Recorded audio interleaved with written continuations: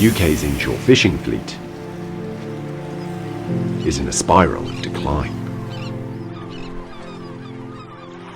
With an ageing workforce, rising costs, and increasing bureaucracy, fishermen around our coasts now struggle to survive. Early in 2022, 50 small-scale fishermen in Lyme Bay came together to set up a one-of-a-kind grassroots community interest company. These Last Custodians now look to be the voice of the fleet. These small-scale fishermen are scallop divers, potters, trawlermen, netters, and anglers.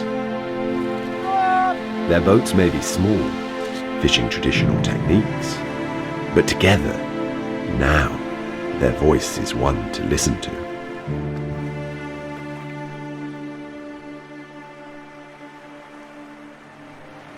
They're all in small coastal communities where that it's very difficult for them to get organized and to have a collective voice.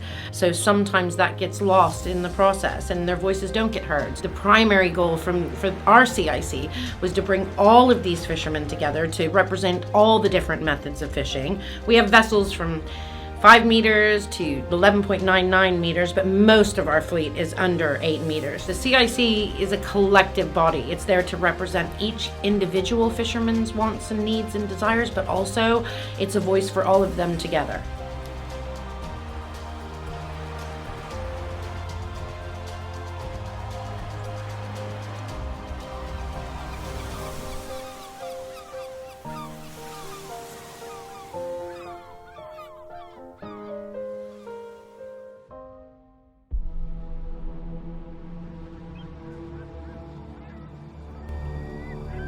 It's ludicrous, really. Nobody wants the seas to die. Fishermen certainly don't. What started it all off? My family's been involved in fishing for a little over 600 years.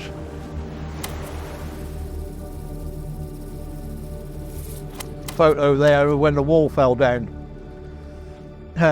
We were actually on national television for that. I think it must have been a day when they didn't have very much news. That's me there. Ron Snell, Steve Parker's still alive, Ron's dead. Mark Snell, Mark works out of Lyme Regis now. Dick Baston, he's dead.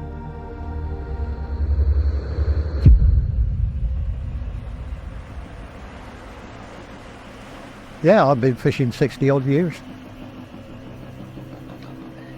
Doesn't seem like it though. I mean, it really doesn't. It almost feels like I've been doing it for a fortnight. One or two of the old guys that I used to go to sea with when I was a kid, they'd have a live fish there or a crab or whatever in their hand and they'd just chuck it over the side. At least I know there's still one there. I just put it back so I know there's one there.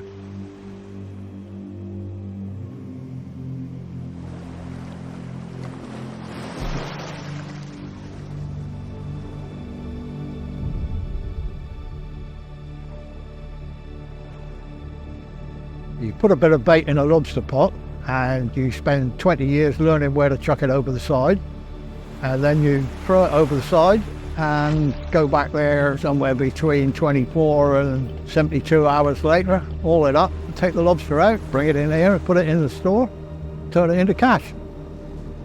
This is the lobster store. This place has made life a little bit easier. We're able now, instead of storing the lobsters at sea where they were always somewhat vulnerable, if somebody says, well, I want to buy 10 lobsters off you, you don't have to go out to sea and then bring in 10 lobsters and then him tell you that, no, I'm not going to pay you this much, I'm going to pay you that much. Now we can say, well, I'll put them back in the store. Whereas before it was take the money or the lobsters died because you couldn't get them back out to sea again. You can see that they are extremely lively because of the water temperature at the minute. I did look at it as we walked past and it's just on 10 degrees, which is absolutely ideal for them. They're just about as feisty as they possibly could be. They're in really good nick. So the water's pumped into the top tray and it fills up to a level and then runs into the next one down. It's 7 trays in a stack. You can put 3, 4 lobsters or just one, depending on the size of the lobster into the tray. It worked extremely well. When I was a little bit younger, quite a little bit younger, I had 1 year where I was actually on shore for 26 days out of the whole year. Nowadays I tend to run on a tide, so somewhere around about 5 hours at a time. If I can't get it done in that, then I'll go the following day and finish off. But I do like to run just on the tide if I can. So I'll go out as the tide's making and come in as it's just starting to fall. To take what you need to be able to make a living. You don't want to overtake. If you take more than you need, you get to a point where greed takes over if you're not careful. And we're all human, right? So it's something that we should all watch within ourselves, like that we don't get carried away.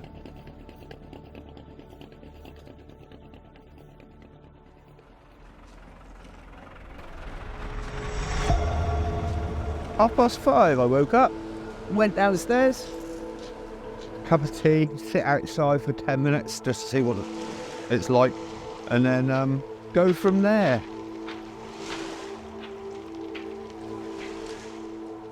I've been doing it about 40 years. Yeah, 40 years and Roughly.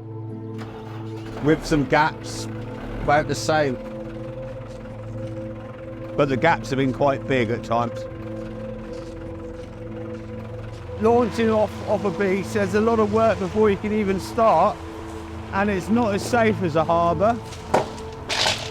Things can go wrong before it begins. And when it goes wrong, it's not so much fun. At the moment, I'm the last one, or we're the last two here that fish for a living all year round. I'm at least the 5th generation fisherman, could even be more. There's a few other boats, but they rely on taking angling trips now. I'm putting in a ray net as opposed to a sole net. Not so much just to catch skate, which it will do obviously, but more for the bait that comes with it. For the crab pots, like, you know. So you use the bait, the skate for bait. The ray nets are heavier made because obviously a skate's a lot bigger fish. The nets I'm going to pull today are all sole nets, so they'll catch Dover sole in place hopefully. Dover sole's the main target for both of us today. Got it? I don't know. I think there's still a few youngsters about, but they don't want to come down on a beach like this. They find it too hard to work. It's easy going out of Lyme Regis or somewhere. You just untie a couple of ropes and off you go. Whereas down here, you've got to do all this. It takes time and effort, and same coming back again is all the same. A lot of them don't want to know. I suppose people do different things nowadays. So it's what I grew up with, what I know, so it's what I do. And I enjoy it. But we still rely on compasses and time and stuff like that to get where we're going, or still a bit of dark ages for us really, compared to the rest of the fleet. We got to go and find it, and then you got to stick with it as much as you can. Guess which way it's going to move if it moves, and try and follow it and things like that. You know, there's a lot of boats now with such equipment, and they know where everything is all the time. But yeah, we definitely, you know, the way we fish is very economical. We hardly use any fuel. We don't do any damage to the seabed. We don't do any damage to the fish stocks, to be honest, because we catch such a small amount for the size of our boat. A lot of people seem to want to go big all of a sudden, and it's not always the right way, I don't think. The overheads on a boat like this is so minimal, you know, and that's one good thing with it. Yeah, being a member of the CIC as well, it's brought the 4 ports together, whereas we were separate. So now you've got a bigger voice, and they are starting to listen as well now. It's before they just sort of dismiss you out of hand a bit because you were 2 or 3 boats, but now there's probably, I don't know what, 40 of us.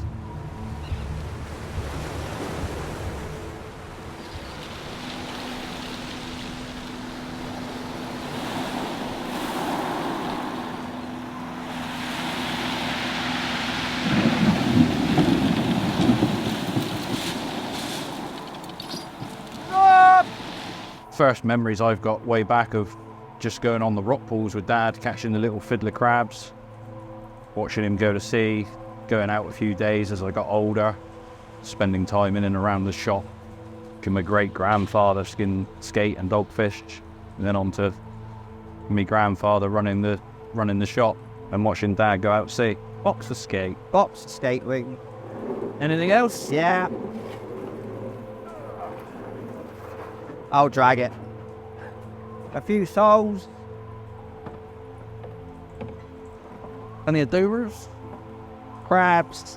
1 lobster now. I did have more earlier. There you go. Lovely. Get that on the counter.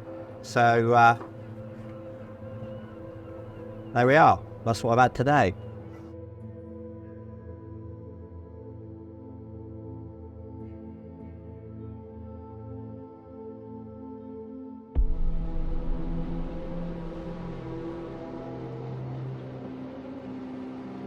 I think there's 3 skippers in our river that are younger than me, and that's it.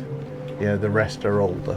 I've been doing this now for 20 years out of this harbour. I am 60 years and 1 day old. You know, I know rod liners that will go out, like travel 30, 40 miles in a day just to find the fish that are feeding at the time that they are there. The big drawback with that is that you've still got to pay for your fuel, your wear and tear, and you won't have a wage. My name is John Wallington. I'm a registered fisherman and charter vessel owner. This is what I do basically. I have people that come out to pay me, catch fish, and they get the best of each species, and then the rest stays on the boat, and I sell that, and that keeps the price down for them. I supply all the gear, so the more fish they catch, the happier they are and the happier I am. The main difference with rod and line fishing to all other types of fishing is that the fish need to be feeding for you to have a chance of catching them. So you've got to match the feed with what you're using on the lines. It's totally different where with trawling or netting or potting, you only have to find the fish and then catch them, where we have to find them feeding. That's the biggest single difference.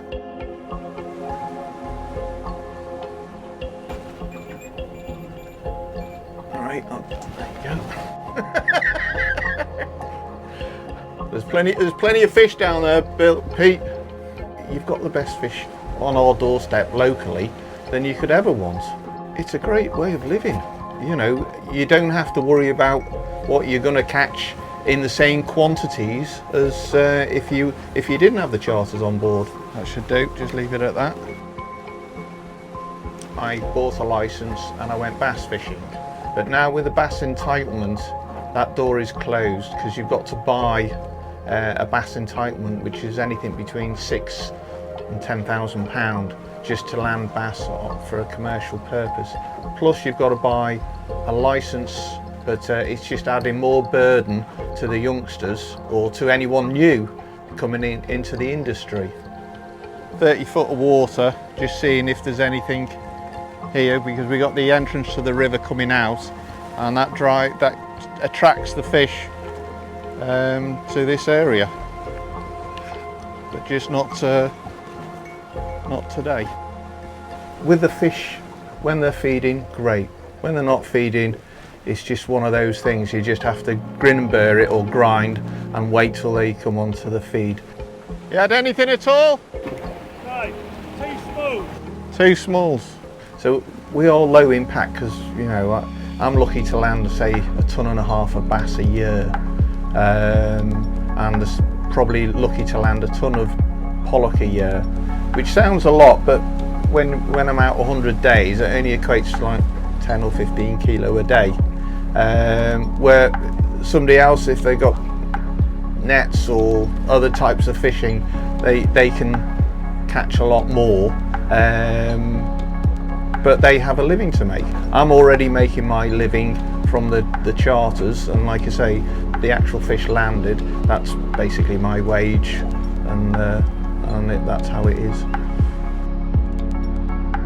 No fish is worth not coming back, so it's always worth coming back and having a go again. But as you can see on the plotter, there is loads of fish. Oh, there you go, you've got some now just about 5 foot below the boat coming through. Well, we're all little fish in a big ocean, and I think if we all come together, I think it's about 42 boats come together to help the MMO manage what we want as well as what they want. I'm sure there is, you know, a level ground somewhere along the line where it'll help us both to protect the sea and to keep it going. You know, keep the fishing industry, because fishermen are a dying breed. You know, we're an endangered species nowadays, and it's very important to protect us. Boat's in a mess. We got in a bit late last night and haven't sorted it out yet. If I pull her in and then you can get on. I always liked fishing when I was a kid on the beach, and I started winkle picking when I was young, and then went up onto the boats when I was about 13. I think I went started 13, then full time, left school when I was 14. My mum wasn't happy. She worries about being at sea, especially when there's no crew and I have to go on my own.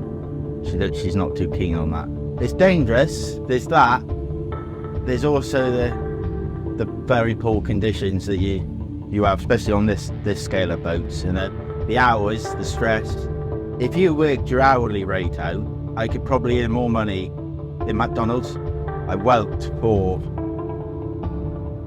18, 19 years. I had my dream boat, a cheetah catamaran, got to the boat I'd always wanted. Then COVID came and the whelk fishery collapsed. I had two options, go trawling or go to netting.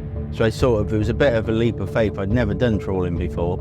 I had to get loans and mortgages and beg, steal and borrow the money from wherever I could, really. I don't like the cold, so that's hard for me to get motivated when it's cold. Lack of sleep is hard. When we do the 36 hours, it's a long time without no sleep, and that does take its toll. Last year we had quite a good year actually, but this year has been a bit of a struggle.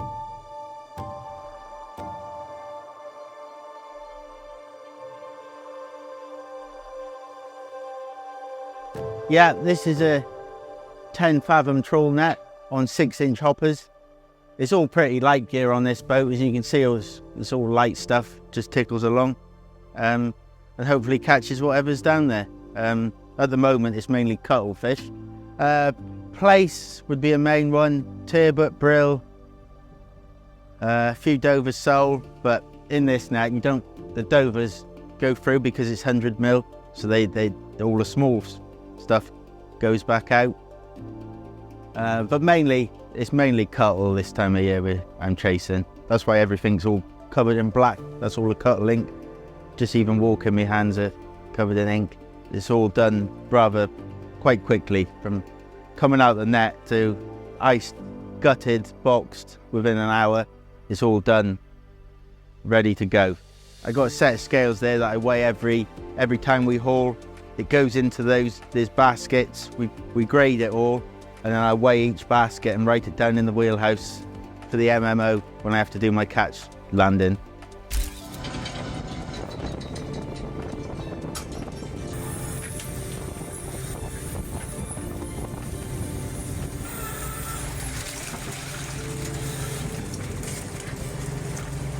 Whereas you used to be able to set up quite cheaply.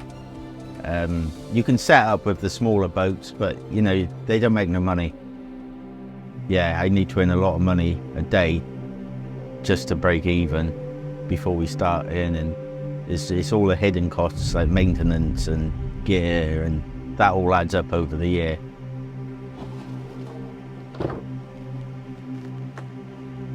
While she's tied up against the wall, she's probably losing money. Fishermen are sort of jack of all trades. You couldn't afford, I know I couldn't afford if something went wrong to have somebody down to fix it. You've got to, yeah, you've got to know how to do everything, all the maintenance on the boat yourself. Definitely no sick pay. If this boat ain't at sea, you get no wages, no holiday pay, no sick pay, nothing. Yeah, I joined the CIC. It is good to be here. It gives us the voice for the smaller boats. People fighting our corners, gets us on the map. It's you got to love the job. Definitely have to love the job, because you wouldn't do it otherwise. It's a way of life.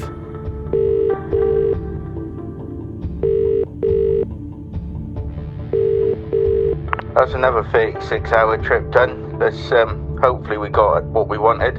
Let's see what the market prices are.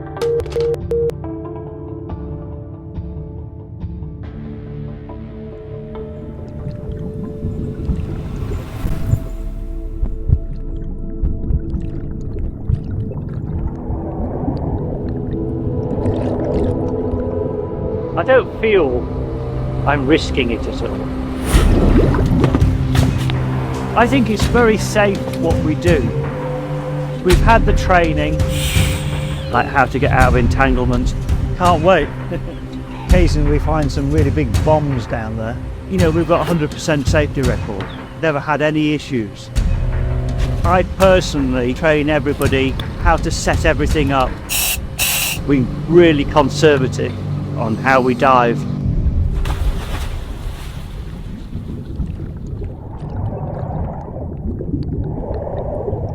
How long have we been working together, George? 7 years. Is it really?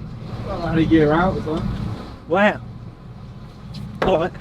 Yeah, me and George, we've been working together about 7 years. Yeah, it doesn't seem that long, but it is. 7 years, wow. I've been fishing about 35 years. So, you know, when I was a young man, you know, started off doing lobster pots and a little bit of netting and, you know, lining, things like that, lining, mono lining for bass and stuff. And then I think I started diving when I was about 25, and we just started scalloping, you know, straight away really. And I've been scalloping ever since. Obviously in the winter we have to, you know, work within the weather conditions, and that affects the visibility of the water. So if you've got a big blow, it can take even weeks for the, you know, for it to come back. It's very difficult. You know, if you get a good winter, you can make some money. Bad winter like this one, yeah, you don't make anything. And one of the best things about diving for whatever shellfish you're diving for is you don't have any bycatch, so you don't unintentionally catch something else. All you're going to catch is scallops, and you select the size that you want. You know, we know by when we're picking a scallop up, you're picking a big scallop up. So we try and pick up just big ones. When we grade them, we very, very rarely get one that's undersized in there, and if we do, we throw it back. You know, you're not dragging anything along the bottom. You know, you're not dropping anything that's going to kill something else. So you always end up with, you know, a good catch, a good quality catch. And because they're in good condition, you can store them in the sea. So you can store them for weeks on end. We probably only get about, I don't know, out of 1,000 scallops, we might only lose 2 or 3, 5 or 6, you know, that'll be it. You know, when you go out in the morning and the sun's coming up, it's stunning, really beautiful. When you go close in the summer, it looks like Greece. You know, it's got that sort of, all the trees and the, I don't know, it just looks like somewhat completely somewhere else, could be. These are just storage nets. They're much bigger than what we dive with. This is a dive net. So You have a big bag and with a rope to a bobber on the surface. And then we have a short rope that we can work a radius around that one, pick it up, scallops off the floor, into here. When that's full, go back and empty them into that one. In the last 30, 40 years, it's changed considerably in that now you need, not only have to have a license, you have to buy a license, whereas we were given a license years ago. You also have to have local licenses, like IFCA license. Like here, we have to get one for the Devon and one for Dorset to be able to go fishing. So there's a lot of paperwork to do. You've got catch apps to do, risk assessment. I've got a friend who's just told me, you know, a young lad who I trained up, he's told me he's had enough, he's going to pack in. He says just everything's seems to get stacked against you. And you know, there's talk of putting cameras on each boat, on all the boats, so that they can watch you all day long. You know, we've got tracking systems so they can track you. To me, it's paramount to having, you know, being treated like a criminal and having an ankle bracelet on. You've got cameras on board the boat watching you all the time. It just takes away all your privacy, all your freedom, which is why we like coming to sea, because of you get away from it all, get away from all that.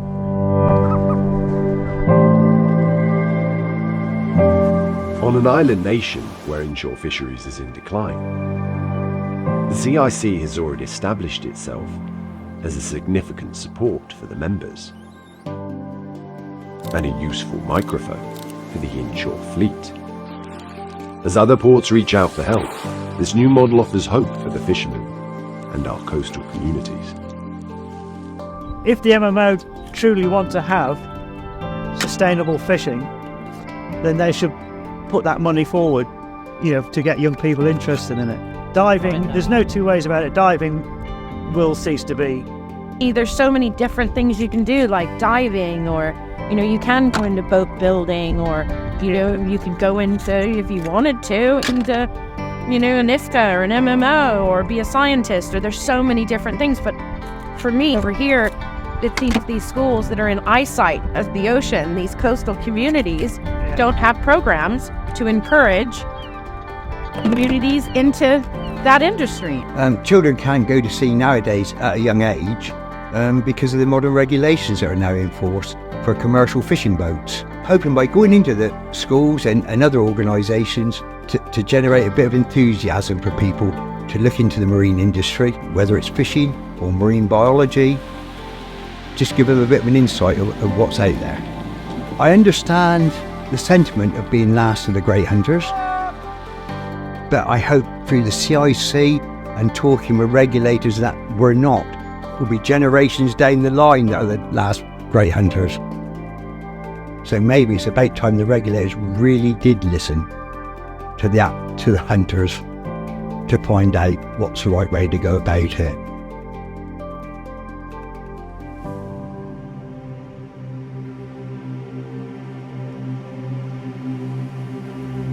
This is just the beginning for the Lyme Bay Fishermen CIC. Their journey will no doubt be hard, but together they will ensure their voices will be heard, their learning shared, and their story told.